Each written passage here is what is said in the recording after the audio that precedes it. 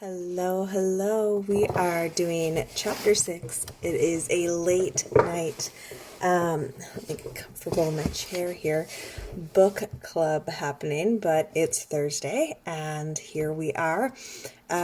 We are almost through this book, you guys, so that's super exciting. There's chapter 7, and then there's just some kind of afterthought and the next generation topic. So we're covering chapter 6 right now in the book How to Talk So Kids Will Listen and Listen So Kids Will Talk. If you have not already, you can grab the book in the link in the description. That would be amazing. Or check out your local library, maybe take it out from a friend. Lots of options there. So chapter 6 is freeing children from playing roles, okay? So let's get to it. Like I say, every single week, no fluff with this, you guys. Try to stick it to 30 minutes of your time and kind of picking out the really big key things that I feel are important to discuss in each chapter. And if you have anything or any questions or would like to comment and take part in any of the exercises, feel free to do it in the comments below. So, freeing children from playing roles. If you labeled a child as a slow learner, they could begin to see themselves as a slow learner. If you saw a child as mischievous, chances are they'd start showing you just how mischievous they could be. Labeling a child is to be avoided at all costs. And this is something that the writer really agreed upon with doing their different education. They realized that the casting of a child in a role could start really innocently at first. For instance, one morning, Mary says to brother, "Get me my glasses." Brother says, "Get them yourself and quit bossing." Later, she says to mother, "Brush my hair and make sure you get all the knots." Mother says, "Mary, you're being bossy again." Still later, she says to Daddy, "Don't talk now. I'm watching my show." Daddy responds, "Listen to the big boss." And little by little, the child who has been given the name begins to play the game. After all, if everyone calls Mary bossy, then that's what she must be. You may be wondering, is it okay to think of your child as bossy as long as you don't call them by that name? That's an important question. Can the way a parent even think about a child affect the way the child thinks about themselves? In order to become more clear about the relationship between how parents see their children and how children see themselves, let's try this experiment now. As you read the 3 scenes, imagine that you are the child in each of them. Scene 1. You're about 8 years old. One evening you walk into your living room and you find your parents working on a big jigsaw puzzle together.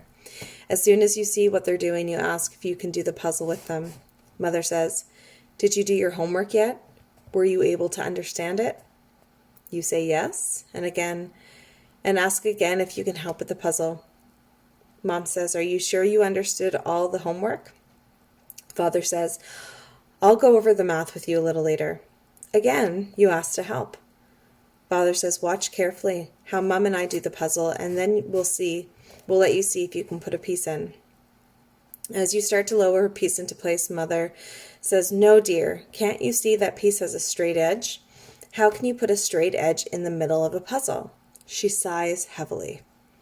So how do your parents see you? If you're in that little girl, 8-year-old shoes, how do your parents see you? And I'd love for you to put your comment in there below for us. And then also, how does their view of you make you feel? Scene 2. The same, you come into the living room and find your parents working on a puzzle. You ask to join them.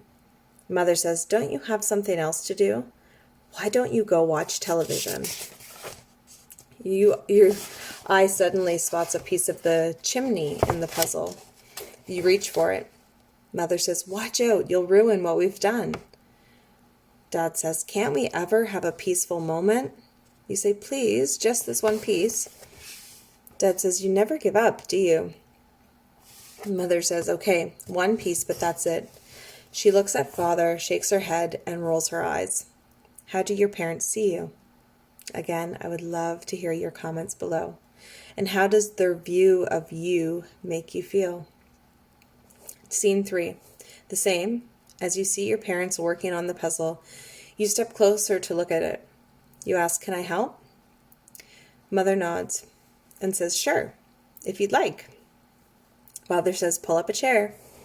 You see a piece that you're certain is part of the cloud and lower into place. It doesn't fit. Mother says, almost. Father says, pieces with straight edges. Straight sides generally go on the edge. Your parents continue to work on the puzzle. You study the picture for a while. Finally, you find the right place for your piece. You say, look, it fits. Mom smiles. Dad says, you're really persistent with that one. How do your parents see you? And how does their view of you make you feel? Again, I would love to hear your comments on those below. Were you surprised at how easily you got the message of how your parents saw you? Sometimes it takes no more than a few words or a look or a tone of voice to tell you that you're either slow or stupid, a pest, or basically likable and capable person. How your parents think of you can often be communicated in seconds. When you multiply those seconds by the hours of a daily contact between parents and children, you begin to realize how powerful young people can be influenced by the way their parents view them, right? Not only are their feelings about themselves affected, but so is their behavior. So if every single day, it might be seconds of little things happening, over time, it really adds up to big amounts. When we were doing the exercise and your parents saw you as slow, did you feel your confidence begin to go? Would you even attempt to do more of the puzzle yourself? Did you feel frustrated because you weren't as quick as everyone else around you? Did you say to yourself, why even try? When you were seen as a nuisance, did you feel that you had to assert yourself in order not to be pushed away? Did you feel rejected and defeated? Or did you feel angry, as if you wanted to mess up their stupid puzzle and get back at them? When you were seen as basically likable and competent person, did you feel as if you could behave in a likable and competent way? If you made a few mistakes, would you be tempted to give up, or would you tell yourself to try again? Whatever your reactions, it seems safe to conclude that the way parents see their children can influence not only the way children see themselves, but also the way they behave. But what if a child has already been cast a role for whatever reason? Does that mean he or she has to play out that part for the rest of their lives? If they're stuck with it, is he or she stuck with it? Or can he or she be freed to become whatever they're capable of becoming? On the next few pages, you'll see 6 skills that can be used by any parent who wants to liberate their children or child from playing out a role. So to free children from playing roles, there's 6 different skills here. Number 1 is look for opportunities to show the child a new picture of themselves. Number 2 is put children in situations where they can see themselves differently. Number 3 is let children overhear you say something positive about them. 4 is model the behavior you'd like to see. 5 is be a storehouse for your child's special moments. And 6 is when your child behaves according to the old label, state your feelings and or expectations. So for number 1, look for opportunities to show the child a new picture of him or herself. And they have the really great, and I show this every single week because I do truly love these, comic strips here. And so when we're looking for opportunities to show the child a new picture of themselves, what they have is kind of what their old label would have been. So in this first one, their old label would have been destructive. And they're canceling that out. Cancel, clear, destructive. And the father's saying to the son, you've had that toy since you were 3, and it's almost like new, right? So they're giving and painting that new picture for their child. The next one is complainer. So we're canceling out, cancel, clear, complainer. And here's a child holding up a sandwich and said, I wanted a peanut butter sandwich for lunch today. And maybe in the past you would have said something like, or maybe you still do, all you do is complain. Why can't you just be happy with the sandwich I've made you? You could say something like, I like the way you told me that. You made your point and there was no blame, right? So you're not putting that story or that label on that child. And there's a few different ones for that. The next is put children in situations where they can see themselves differently. So if your child is typically seen as a mischievous child, why not put them in a different situation? So this one is, Jimmy, I won't be home this afternoon, so I'm putting you in charge of feeding and walking the dog. So you're putting them in a different situation so that you can, tell them or say to them later on, like, that's a very responsible thing that you've done there, right? Greedy is another one. So put children in situations where they can see themselves differently. So canceling out greedy, we're going to cancel that. Tommy, please divide these peanuts so that each person gets a fair share. Pretty great, right? Let children overhear you say something positive about them. So maybe you're on the phone with somebody or you're having a conversation with your partner. This one is, Mom, you should have seen your grandson take his allergy shot today. He just held out his arm and went right on talking to the doctor. And those shots can hurt too, right? So saying really great positive things about your child in front of them, because it really is good for them to hear that. Model the behavior you'd like to see. So maybe sore loser is something that you want to cancel out. Saying things like maybe you're sitting down and playing a game with your child. Hey, I thought I had you beaten. It's no fun losing. I'd much rather win. Oh well, I'll be a sport about it. Congratulations. So that's the mother and the son playing a board game together. The mom loses, and instead of being like, I lost that game and throwing a fit over it or whatever, being a good sport about it. Disorganized, canceling out disorganized. And the father saying, boy, I dread cleaning out this garage. It's a mess. I know. Instead of tackling the whole job at once, I'll clean one section at a time. So you're modeling the behavior you'd like to see for your children. And that's so true because kids honestly, truly model our behavior, right? They definitely watch what we're doing and model that a lot of the time, right? Be a storehouse for your child's special moments. So this one is the child believes that they're uncoordinated, and being that storehouse is sharing the memories with them, right? That different things that have happened through their lives. So this one here is, I couldn't get up the rope today in gym. The teacher said I'm uncoordinated. And the mom says, well, I guess she doesn't know you the way I do. Why, I remember the time you were 3 years old and I was locked out of the house and you climbed in the bedroom window, lowered yourself on the dresser and jumped down and ran to the door to let me in. And when you were 4.5, you were the first child on the block to ride the two-wheeler without training wheels. And I guess she never seen you stand on your head, right? So allowing yourself to be that storehouse. And then when your child behaves according to the old label, state your feelings and your expectations. So if greedy is their old behavior there that you want to shift, right? You want to cancel that one out. You can say something like, the cookies were to be shared by the whole family. I expect you to be able to say no to yourself.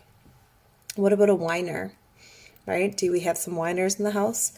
Let's cancel that out. You have to take me to the store. That's what the kid is saying. That way of talking upsets me.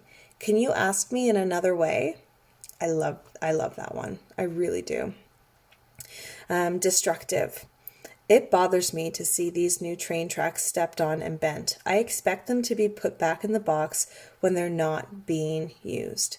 So all really great ways to state your feelings or the expectations. Does it seem difficult to you, this whole idea of helping a child view themselves differently? I don't know of any harder demand that can be made by a parent. When a child persistently behaves in any way, one way over a period of time, it requires great restraint on our part, not to reinforce the negative behavior by shouting, "There you go again." It takes an active will to put aside the time to deliberately plan a campaign that will free a child from the role they've been playing. You can take some time now, ask yourself, and there's some questions, so I can go ahead and go over them. And if you'd like to put them in the comments, some of your answers, that would be lovely. Is there any role my child might have been cast in, either at home, in school, by friends or relatives? What is that role? And you can do this on your own as well. And then the second here is there anything positive about that role? For instance, a spirit of fun in the mischief maker, the imagination of the daydreamer. Number 3, how would you like your child to think of themselves? Capable of being responsible, capable of seeing a job through to the end. By answering these difficult questions, you've done the preliminary work. The real campaign lies ahead. Take a look now at the skills listed below, then write down the actual words you might use to put each skill into action. A. Look for opportunities to show this child a new picture of himself or herself. B. Put the child in a situation where he or she can see themselves differently. C. Let the children or child overhear you say something positive about themselves. D. Model the behavior you'd like to see. E. Be a storehouse for your child's finest moments. F. When he or she behaves according to the old label, state your feelings and your expectations. G. Are there any other skills you can think of that might be effective? These exercises that you've just completed was just one of the many I did myself many years ago. What made me do it? One evening when I picked David up at his scout meeting, his scout master signaled me to step into the next room with him. His expression was grim. "What is it?" I asked nervously. "I wanted to talk to you about David. We've been having our little problems." "Problems?" David refuses to follow instruction. "I don't understand. For what? You mean for the project he's working on now?"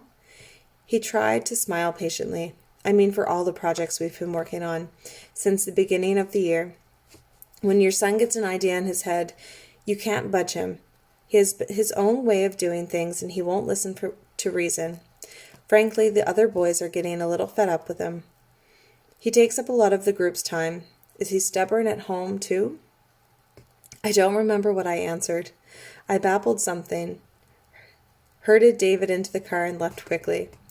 David was quiet on the way home. I turned on the radio, grateful not to have to talk. My stomach was in such a knot, it ached. I felt as if David had finally been found out. For years I had been pretending to myself that he was just a little bit stubborn at home, with me, with his father, with his sister, with his brother. But now there is no running away from the truth. The outside world had confirmed that what I had never been willing to face. David was rigid, inflexible. It was hours before I could fall asleep. I lay there blaming David for not being like the other kids and blaming myself for all the times I had called him a mule or a stubborn ox. It wasn't until the next morning that I could put the Scoutmaster's view of my son in perspective and begin to think about how to be helpful to David. There was one thing I was sure of. It was important for me not to jump on the bandwagon and push David further into this role. My job was to look for and affirm his best. If I didn't, who would? I really love that part, you guys. My job was to look and affirm his best. If I didn't, who would? Okay, so he was strong-willed and determined, but he was also capable of being open-minded and flexible. And that's the part that needed validating. I made a list of all the skills I knew for helping a child see himself differently. Then I tried to think of the kind of situation that had caused David to balk in the past. What could I say to him if anything like it happened again? And here's what I came up with. Look for opportunities to show the child another picture of themselves. David, you agreed to come to Grandma's with us, even though you really wanted to stay home and play with a friend. That was giving of you, right? Taking opportunities. You know, these opportunities come so many times during the run of a day. So taking those opportunities to show that child another picture of themselves. B, put the child in a situation where he can see himself differently. Each member of his family seems to want to go to a different restaurant. Each member of this family seems to want to go to a different restaurant. David, maybe you can come up with an idea that can break the deadlock. C, let the child overhear you say something positive about them. Dad, David and I worked out a compromise this morning. He didn't want to wear his boots. I didn't want him sitting around in school with wet feet. Finally, he thought of the idea of wearing his old sneakers to school and bringing along a pair of dry socks and his good sneakers to change into. D, model the behavior you'd like to see. I'm so disappointed. I had my heart set on seeing a movie tonight, and Dad reminded me that we had agreed to go to a basketball game. Oh well, I guess I can put the movie off for one more week. And E, be a storehouse for your child's special moments. I remember how at first you had some strong feelings against going to that Boy Scout camp, but then you began to think about it and read about it and talk to some of the other kids who went there, and eventually you decided to try it out for yourself. F, when your child acts according to his old label, state your feelings and or your expectations. David, to people at a wedding, old jeans seem like a mark of disrespect. To them, it's as if you're saying, this wedding isn't important. So as much as you hate the thought of wearing a suit and tie, I expect to dress appropriately. And then G, are there any other skills that might be helpful? More acceptance of David's negative feelings, more choices, more problem solving. This was the exercise that changed my direction with David. It made it possible for me to see him in a new light and then to treat him as I had begun to see him. There were no dramatic overnight results. And that's something that we need to understand. That when we're exploring these new techniques, that we may not see dramatic change overnight, right? That's not what we're looking at here. But it's really taking these things step by step and, making those little shifts and making those little tweaks and seeing these little wins and celebrating the crap out of these little wins. And it's just going to level up and you will see the change over time. Some days went really well. And it seemed the more I appreciated David's capacity to be flexible, the more flexible he was able to be. And some days were still pretty bad. My anger and frustration would drive me right back to square one. And I'd find myself in a shouting match with him all over again. I could cry because this is my life. We have days that are really, really great, right? We have really great days that I could literally just envision and use these tools and like have them work and our days going really, really amazingly well, right? But then, like last night, I have days that I'm angry and frustrated with the way things are going, right? And I find myself in that shouting match. Like I literally could have wrote that statement right there, which is pretty crazy. But over the long haul, I refused to become discouraged. I hung on to my new attitude. This determined son of mine had an equally determined mother. The little boy is grown now. Just recently, when he wouldn't listen to reason, that is, my point of view, I became so upset that I forgot myself and accused him of being pig-headed. He seemed startled and was quiet for a moment. Is that how you see me? He asked. Well, I stammered with embarrassment. That's okay, Mom, he said gently. Thanks to you, I have another opinion of myself. So just a nice reminder to free children from playing roles. Look for opportunities to show the child a new picture of themselves. And you can find these opportunities every single day. An example, something that I used today, my daughter doesn't need to be seat buckled on the bus anymore because she weighs 40 pounds. And I had asked her older sister if she could take her and walk her across the street off the bus, because typically Matt would be getting them off. But he hurt his ankle really bad and he can't walk right now. And so she had done that. And when I got home from school, I said, Layla, what you had done today shows that you're really responsible, right? So I painted that picture for her, right? Which was pretty awesome. Number 2, put children in situations where they can see themselves differently, right? So giving them a task to do and really allowing them to see themselves in a really positive way. So an example here is, Sarah, would you take the screwdriver and tighten the pulls on these drawers? Right? Give them that opportunity to try something new and different. Number 3, let children overhear you say something positive about them. Number 4, model the behavior you'd like to see. It's hard to lose, but I'll try to be a good sport about it. Congratulations, right? Number 5, be a storehouse for your child's special moments. I remember the time you ... Number 6, when your child acts according to the old label, state your feelings and your expectations.